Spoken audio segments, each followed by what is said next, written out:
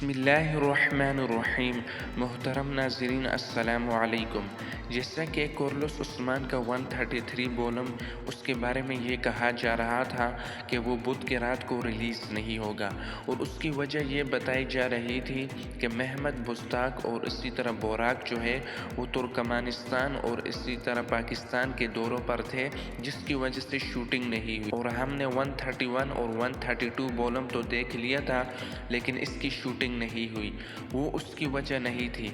जैसा कि ATV ने कहा था कि बुध के रात को रिलीज़ कर दिया जाएगा, लेकिन मंगल की रात जैसे ही इसराइल ने अपनी बर्बरियत की इंतहा करते हुए हॉस्पिटल के ऊपर मिसाइल दागा, जिसकी वजह से दर्जनों मासूम बच्चों की जान गई और औरतों की जान गई, और इसी तरह हॉस्पिटल के अंदर जितने भी मौजूद डॉक्टर्स थे उनकी जान गई।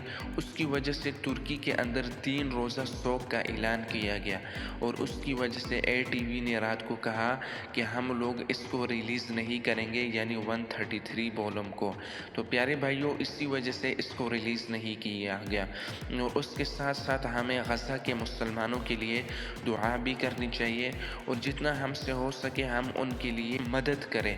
और इसी तरह एक और काम भी है कि हम लोग यानी जुमरात वाले दिन और इसी तरह पीर वाले दिन, ये 2 रोज़ ऐसे हैं कि जिस दिन रोज़ा रखना मसनून है।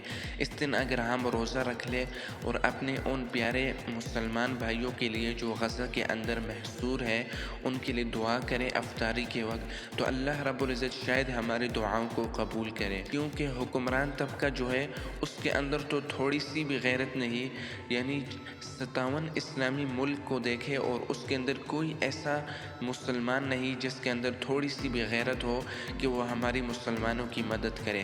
तो इसलिए हम ही इनके लिए दुआ करेंगे और अल्लाह रब्बुल इज़्ज़त से दुआ करेंगे कि अल्लाह जैसे आपने खाना काबा के लिए अबाबील को भेजा था, वैसे ही फ़लस्तीन के मुसलमानों की गैब से मदद फरमा। तो इसलिए हमें दुआ भी करनी चाहिए, और इसी तरह हमें इंतज़ार करेंगे कि अगले बुध की रात को कॉर्लोस उस्मान का 133 का वॉल्यूम जो है उसको रिलीज़ किया जाएगा।